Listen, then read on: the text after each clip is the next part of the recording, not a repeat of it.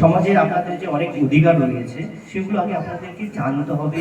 সমস্ত একটা জনসভায় ছোট ছোট মিটিং করে সেটা সুযোগ সুবিধা সম্বন্ধে আপনাদেরকে আগে অকুবল হতে হবে, তারপর তো আপনারা সুযোগ সুবিধাটা পাবেন।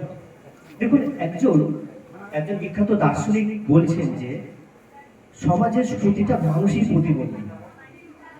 যে প্রতিবন্ধী ভিউ মানে চোখে দেখা যায় সেগুলো হচ্ছে আমরা, আর যাদের দেখা যায় না তারা হচ্ছে স্বাভাবিক মানুষ। তো প্রতিবন্ধী কথা বলেই সমাজ থেকে যে বাদ হয়ে যাবে সেটা নয় কিন্তু।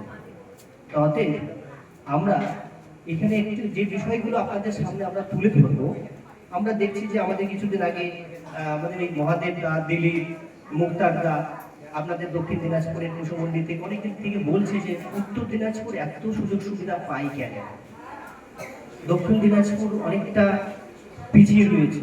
একটা কারণে আপনাদের এই যে সংঘবদ্ধ ঐক্য ইউনিটি নেই বলে। তাই শুধু একটা জিনিসই যে মা বাবারা বলে দিয়েছে যে সংগঠনে গেলে কিছু না কিছু পাবি, সেই পাওয়ার আসে তোরা নিয়ে আসবি, যে কোনো একটা জিনিস, যেটা নয়।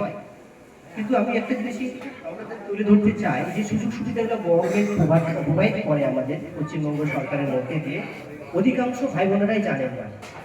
কিছু কিছু সংগঠন আছে যারা আপনাদের সামনে প্রতিনিয়ত একটা প্রচার করে বেড়ায় যে এই সরকারে, বিশেষ করে পশ্চিমবঙ্গ সরকারের অধীনে যে সুযোগ সুবিধাগুলো আমাদের কাছে আসে না, ভুল বার্তা আপনাদের দেয়, দিয়ে এক জায়গায় জড়ো করে মিটিং করায় এবং প্রোগ্রাম করতে গেলে নানাভাবে টাকা পয়সা চাই কিনা না বলেন, একটা প্রোগ্রাম করতে গেলে এই টাকা লাগবে ওই টাকা লাগবে, এবং সে আপনারা হয়তো স্বইচ্ছায় দেয়। একটা সংগঠন চালাতে গেলে একটা টাকা দরকার হয়, কারণ আপনাদের সুবিধার জন্যই তো তারা ব্যবস্থা করে, কিন্তু দিনের পর দিন তারা আপনাদেরকে ইউজ করা হয়।